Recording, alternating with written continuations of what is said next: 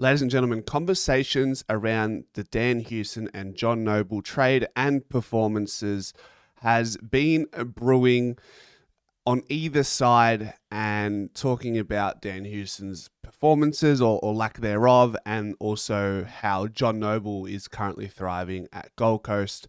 And people are asking the question, was Collingwood naive to let John Noble go? Is this the right trade to make? What they had to give up, etc., etc. Is this going to burn us? So let's unpack this because there's a bit to go through. So first things first, I feel like with John Noble, the relationship between himself and the club was compromised and was never the same after the 2023. We know what happened with him being dropped for the final series. It's like being cheated on. You try and make it work, but something deep down, it just doesn't sit well. And then he comes into 2024, has a really big pre-season, and then doesn't even start the year. He comes in a little bit later. So the faith, the belief wasn't there to continue on.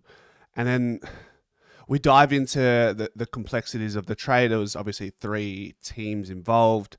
A first-round pick was given up to bring the likes of Dan Houston, while we also shipped off John Noble, who are both 28 this year. So the age thing sort of nullifies that conversation. They're both the same age. With Dan Houston's season to date, he clearly hasn't fitted in as well as a John Noble has fit into the Gold Coast Suns outfit. Could it be because Dan Houston has had a lack of continuity over the last... You look at the season to date and then the final series last year, he's been in and out of the side due to suspensions. And yes, he needs to be a little bit more mindful of his actions on the field to ensure that he's playing and has continuity in his game. I understand that. But that does have an impact on trying to find your way into a side that is star-studded. And I feel like with Dan Houston coming into a Collingwood side, I would make the case that it's going to be more challenging to fit in and be the guy when you've got players around you who are dead set superstars who we will find to give the ball before Dan Houston sometimes. I mean, you've got Josh Dacos, who is excelling this year and continuing on the half-back flank from last year. You got players like Jeremy Howe who are more than comfortable on the ball from the back line. You got Braden Maynard who's also comfortable. Darcy Moore doesn't mind using it every now and then. And then you throw in the midfielders who are also dropping in to get that early ball use and the handball receives. It's not going to be easy. Whereas John Noble, you come in to a Gold Coast side along with Daniel Rioli, and you guys are the go-to guys. We're looking to give off every handball to John Noble and Dan Rioli, which sort of plays into you fitting into the system a little bit quicker than maybe what Dan Houston has. And then the genuine form is another conversation. Dan Houston, generally speaking, is down on form. He's probably not using the ball as well as he has in the past.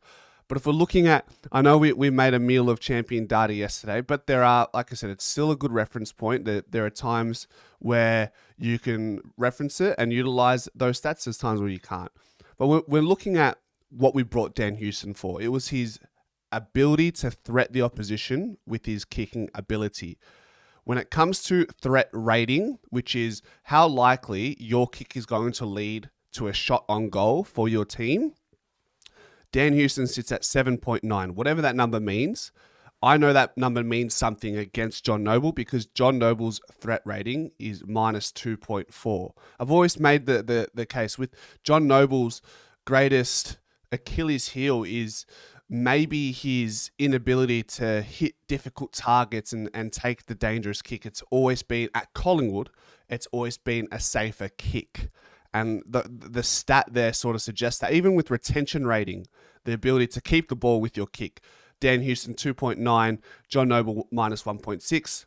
The caveat is John Noble is averaging, maybe 8 more disposals than Dan Houston per game. So there is the increased likelihood of John Noble making more mistakes with regards to the retention of the ball. But his threat rating is still relatively low compared to compared to Dan Houston that sits at 7.9.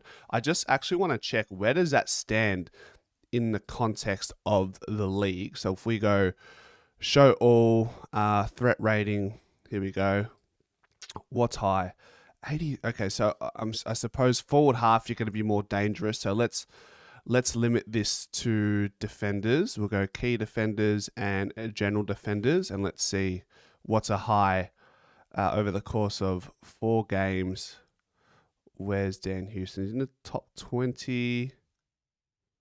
Yeah, top 25 odd. And then there's a bunch of players above him who have not played as many games. There's a couple players with 1s and 2s, which sort of skews it. But it relatively within his position is quite high for his ability to threat the opposition with his kick that could potentially lead to a shot on goal.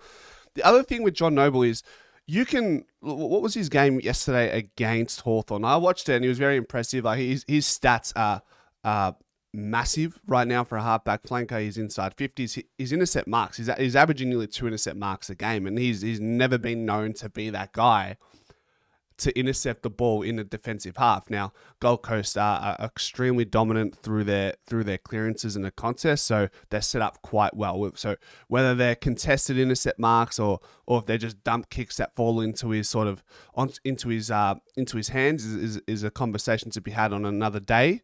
But yesterday, 36 disposals, 18 handball received, so they want the ball in his hands quite clearly. Just the 1 intercept mark, 2 score involvements though. So that's my biggest case against John Noble. His threat rating and his ability to be a part of a scoring chain compared to what a Dan Houston can and will offer over the course of time, that's where the conversation ends. That's where the buck stops.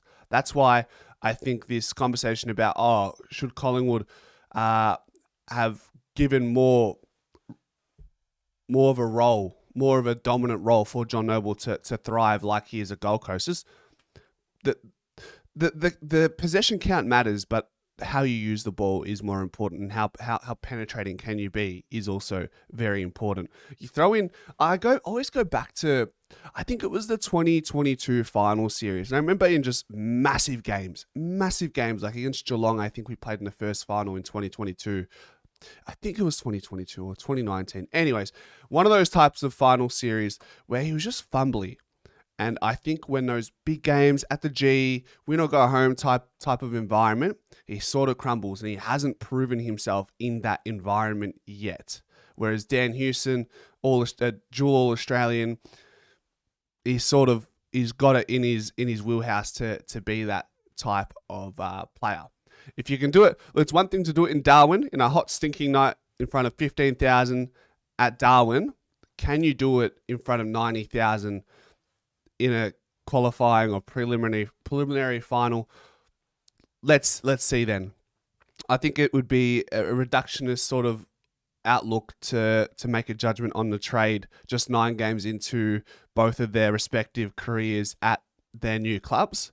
I think we'll revisit this at the end of this year. I remember people talking about the Jack Ginnivan and Lockie Schultz. Shouldn't have given up Jack Ginnivan for peanuts. Shouldn't have given up Lockie Schultz for a first round draft pick. And that was within the first season for both those players. We come fast forward to Friday the 16th of May. We're probably looking at that very differently. And I'll put my hand up. I was the same. I was like,